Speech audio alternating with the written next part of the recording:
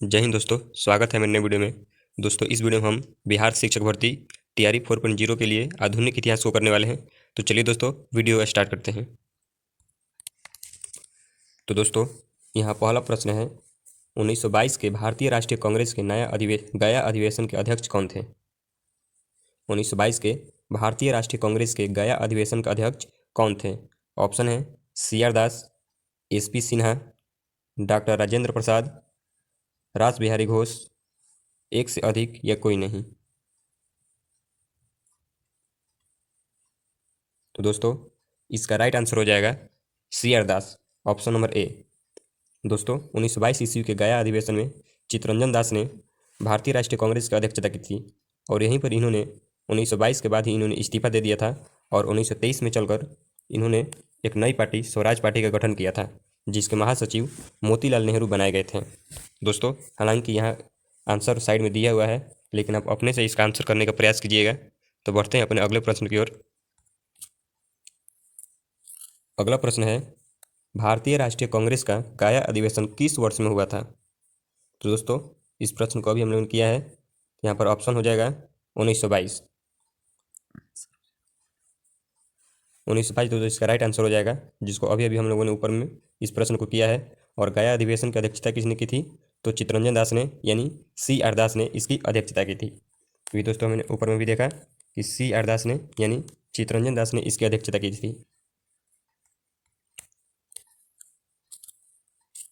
अगला प्रश्न है, भारतीय राष्ट्रीय कांग्रेस का 27वां अधिवेशन किस स्थान पर हुआ था?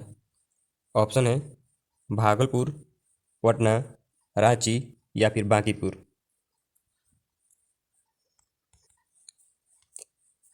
तो दोस्तों इसका राइट आंसर हो जाएगा ऑप्शन नंबर डी, बांकीपुर। दोस्तों 27वां अधिवेशन 1912 ईस्वी में हुआ था और ये बिहार के बांकीपुर में हुआ था। 1912 ईस्वी में दोस्तों, और ये बिहार के बांकीपुर में हुआ था और इसकी अध्यक्षता RN मुधोलकर ने की थी। इसको भी ध्यान में रखिएगा दोस्तों, इसकी अध्यक्षता RN मुधोलकर ने की थी। इसके एक्सप्लेनेशन को देख लेते हैं दोस्तों। यहाँ पर दिया हुआ है कि भारतीय राष्ट्रीय कांग्रेस का 27वां अधिवेशन दिसंबर 1912 ईस्वी में बांकीपुर बिहार में संपन्न हुआ था। इस अधिवेशन की अध्यक्षता RN मुधोलकर ने की थी। इसको ध्यान में रखिएगा दोस्तों, इसकी अध्यक्षता RN मुधोलकर ने की थी। इसी अधिवेशन में एओ ह्यूम को कांग्रेस का पिता कहा गया था। दोस्तों एओ ह्यूम को आप जानते होंगे कि इन्होंने भारतीय राष्ट्रीय कांग्रेस की स्थापना की थी 1885 ईस्वी में, और इसी अधिवेशन में एओ ह्यूम को कांग्रेस का पिता कहा गया था, क्योंकि दोस्तों इन्होंने ही कांग्रेस की स्थापना 1885 ईस्वी में की थी। अगला प्रश्न है, राष्ट्रवादियों के दैनिक समाचार पत्र द इंडियन नेशन का प्रकाशन कब प्रारंभ हुआ? द इंडियन नेशन का प्रकाशन कब प्रारंभ हुआ? ऑप्शन है 1930 में, 1931 में, 1940 में, एक से अधिक या कोई नहीं।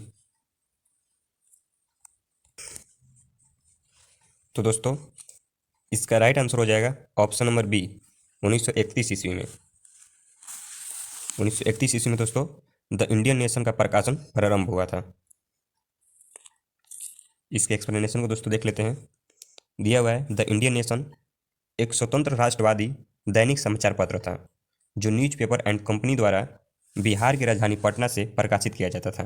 ये दोस्तों बिहार राज्य में द इंडियन नेशन पत्रिका को, यानी दैनिक समाचार पत्र को बिहार में प्रकाशित किया जाता था, और इस दैनिक समाचार पत्र का प्रकाशन 1931 से प्रारंभ हुआ था। तो दोस्तों इसको ध्यान में रखिएगा, द इंडियन नेशन जो था वो बिहार राज्य में प्रकाशित होने वाला समाचार पत्र था। अगले प्रश्न पर बढ़ते हैं दोस्तों। अगला प्रश्न है, मद्रास में रैयतवाड़ी पद्धति को किसने प्रारंभ किया था? ऑप्शन है Lord Cornwallis, Thomas Munro, Lord William Bentinck, Lord Wellesley, एक से अधिक कोई नहीं। तो दोस्तों इसका राइट आंसर हो जाएगा option number B, Thomas Munro. दोस्तों थॉमस मुनरो ने मद्रास में रैयतवाड़ी पद्धति को प्रारंभ किया था। इसके एक्सप्लेनेशन को देख लेते हैं दोस्तों। ब्रिटिश व्यवस्था में रैयतवाड़ी भू राजस्व संग्रह दक्षिण भारत में मुख्यतः प्रचलित था। मद्रास में इस पद्धति को थॉमस मुनरो ने प्रारंभ किया था। दोस्तों रैयतवाड़ी प्रथा में किसानों को ही उनके ज़मीन का मालिक बना दिया गया था। और यहाँ पर इस व्यवस्था में दोस्तों अंग्रेज सीधे किसानों से ही वसूली करते थे। जबकि दोस्तों कर्नवालिस जब अस्थायी बंदोबस्त की नीति 1793 में लेकर आया था तो उस व्यवस्था में जमींदार हुआ करते थे और जमींदार किसानों से कर को वसूलते थे। लेकिन रैयतवाड़ी प्रथा में जमींदारों को हटा दिया गया और सीधे किसानों से ही अंग्रेजों ने कर लेना शुरू कर दिया था। तो इसमें ध्यान में रखिएगा दोस्तों कि रैयतवाड़ी व्यवस्था में जो जमीन होता था उसका मालिक स्वयं किसान होता था। ये प्रश्न भी कई बार पूछा गया है। अगला प्रश्न है, इनमें से कौन इंग्लैंड में भारत के अनाधिकारिक दूत बने? ऑप्शन है सुरेंद्र नाथ बनर्जी, दादा भाई नौरोजी, स्वामी विवेकानंद, उपयुक्त में से एक से अधिक या उपयुक्त में से कोई नहीं। तो दोस्तों इसका राइट आंसर हो जाएगा ऑप्शन नंबर बी, दादा भाई नौरोजी। दादा भाई नौरोजी इसका राइट आंसर हो जाएगा दोस्तों। दादा भाई नौरोजी इंग्लैंड में भारत के अनाधिकारिक दूत बने थे। इसके एक्सप्लेनेशन को देख लेते हैं दोस्तों। दादा भाई नौरोजी को इंग्लैंड में भारत के अनाधिकारिक दूत के रूप में जाना जाता है। उन्होंने भारतीय दृष्टिकोण को ब्रिटिश जनता तक पहुंचाने के उद्देश्य से 1866 ईस्वी में ईस्ट इंडिया एसोसिएशन की स्थापना की थी। इसको भी ध्यान में रखिए दोस्तों, इन्होंने ईस्ट इंडिया एसोसिएशन की स्थापना की थी दादा भाई नौरोजी ने। और दादा भाई नौरोजी को ओल्ड मैन ऑफ इंडिया के नाम से भी जाना जाता है। इसको भी ध्यान में रखिए दोस्तों, दादा भाई नौरोजी को ओल्ड मैन ऑफ इंडिया के नाम से भी जाना जाता है।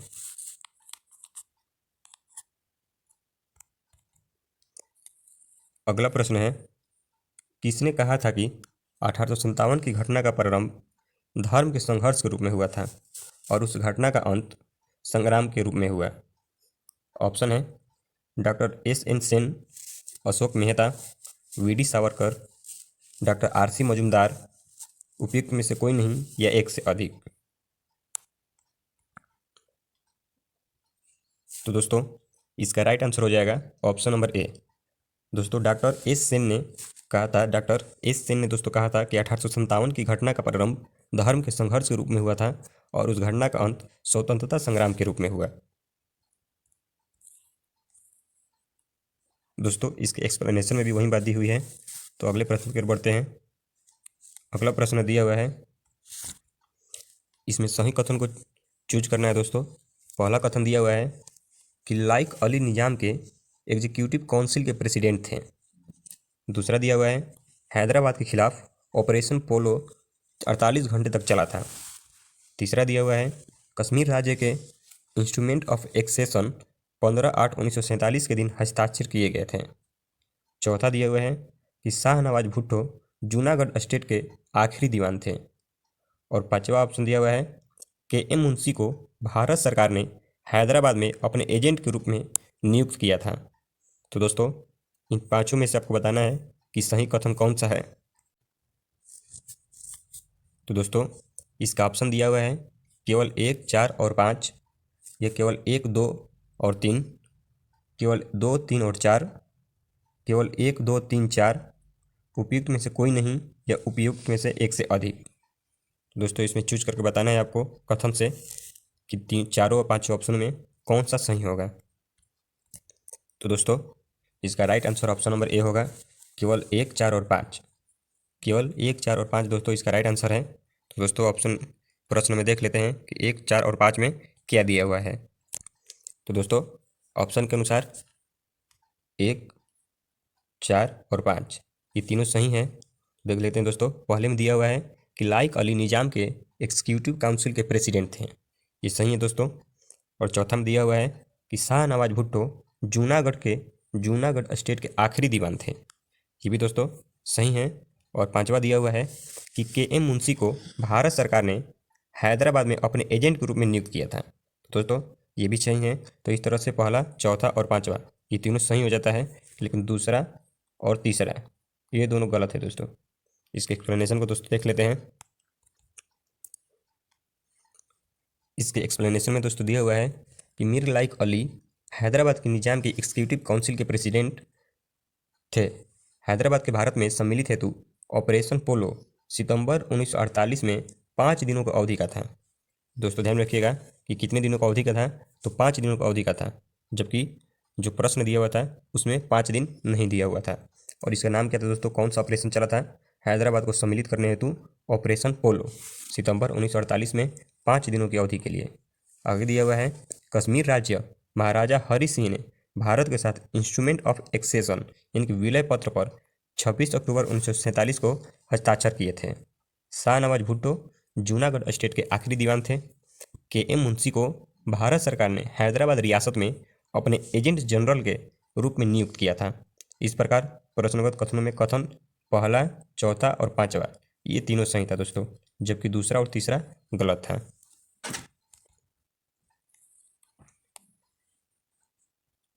अगला प्रश्न है दोस्तों, पुस्तक poverty and on British rule in India किसने लिखी थी? ऑप्शन है आर.सी. दत्त, दादा भाई नौरोजी, विपिन चंद्रपाल, लाला लाजपत राय, एक से अधिक या कोई नहीं। तो दोस्तों इसका राइट आंसर हो जाएगा ऑप्शन नंबर बी, दादा भाई नौरोजी ने। दोस्तों दादा भाई नौरोजी ने poverty and on British rule in India को लिखा था और इसी में इन्होंने सबसे पहले भारत की राष्ट्रीय आय को पता लगाया था और भारत में सबसे पहले प्रति व्यक्ति आय 20 रुपया दादा भाई नौरोजी ने ही बताया था। इसको भी ध्यान में रखिए दोस्तों, सबसे पहले प्रति व्यक्ति आय यानी पर कैपिटा इनकम 20 रुपया दादा भाई नौरोजी ने बताया था और इसकी चर्चा इन्होंने इसी बुक में की थी।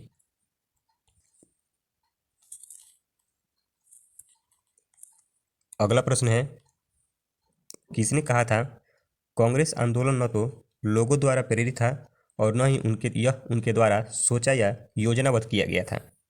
ऑप्शन है Lord Dufferin, sir Syed Ahmad, Lord Curzon या लाला लाजपत राय।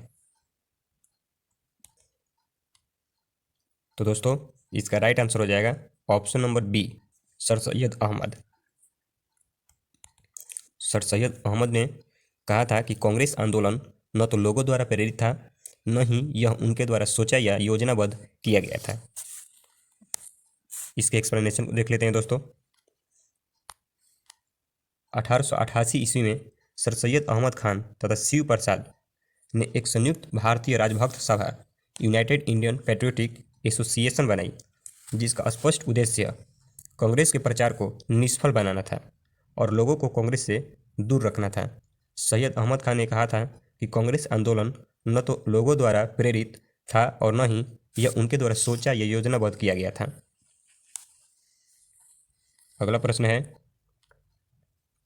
मुझे विश्वास है कि कांग्रेस अपने विनाश की तरफ जा रही है और मेरी यह बड़ी इच्छा भारत में रहते होगी कि इसके शांति प्रिय निधन के लिए इसका सहायक बनूं।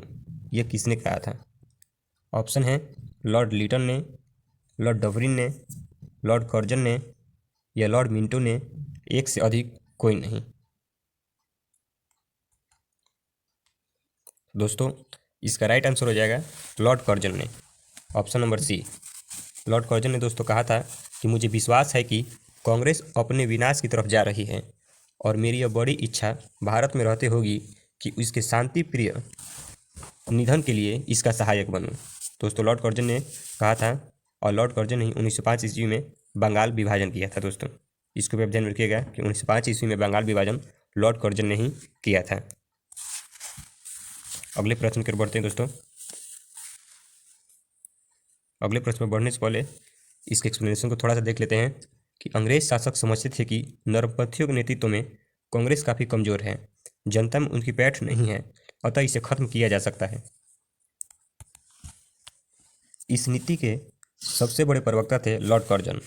वर्ष 1900 में लॉर्ड कर्जन ने कहा था, मुझे विश्वास है कि कांग्रेस अपने विनाश की तरफ जा रही है और मेरी यह बड़ी इच्छा भारत में रहते होगी कि इसके शांति प्रिय निधन के लिए इसका सहायक बनूं। वर्ष 1903 ईस्वी में उन्होंने मद्रास के गवर्नर को लिखा कि जब से मैं भारत आया हूँ मेरी नीति यही रही है कि किसी भी तरह कांग्रेस को नपुंसक बना दूँ। वर्ष 1904 ईस्वी में कर्जन ने कांग्रेस अध्यक्ष के नेतृत्व में प्रतिनिधित्व मंडल से मिलने से इनकार कर दिया था। तो बढ़ते हैं दोस्तों अगले प्रश्न पर। अगला प्रश्न है, इनमें से किसने कहा था कि कांग्रेस का महल लड़खड़ा रहा है और भारत में रहते हुए मेरी एक बड़ी महत्वाकांक्षा है, यह है कि शांति के साथ इसे मरने में सहयोग दे सकूं। तो दोस्तों इसका राइट आंसर हो जाएगा ऑप्शन नंबर सी। इस प्रश्न को अभी दोस्तों हम लोगों ने ऊपर में किया है लॉर्ड कर्जन, और लॉर्ड कर्जन ने ही दोस्तों 1905 ईस्वी में बंगाल विभाजन किया था। इसको भी आप ध्यान में रखिएगा। बंगाल विभाजन के समय कौन था भारत का वायसराय? तो लॉर्ड कर्जन। अगला प्रश्न है, निम्न में से किस वायसराय के कार्यकाल में भारतीयों को राय बहादुर और खान बहादुर उपाधियां प्रदान करना आरंभ हुआ था? ऑप्शन है Lord Ripon, Lord Lytton, Lord Mayo, Lord Dufferin, एक से अधिक कोई नहीं।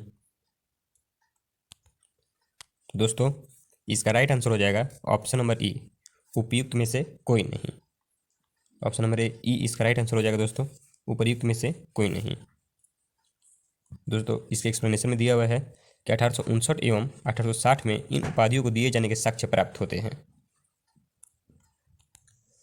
लेकिन दोस्तों ऑप्शन में चारों वायसराय 1860 ईस्वी के बाद भारत के वायसराय बने थे।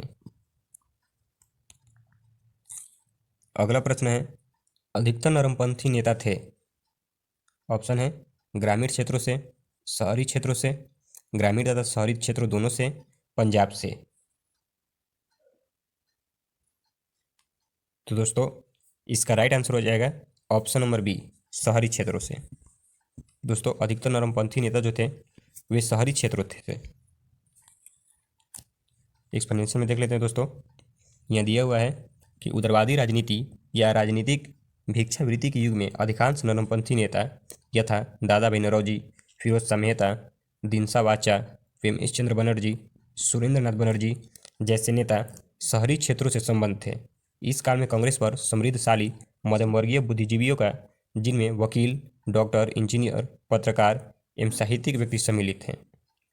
तो चलिए दोस्तों इस तरह हमारा प्रश्न यहीं पर समाप्त होता है। दोस्तों वीडियो अच्छा लगा हो तो इसे लाइक करें और साथ ही इस चैनल पर नए हैं तो इस चैनल को सब्सक्राइब जरूर कर लें। तो मिलते हैं दोस्तों अपने अगले वीडियो में, तब तक के लिए धन्यवाद।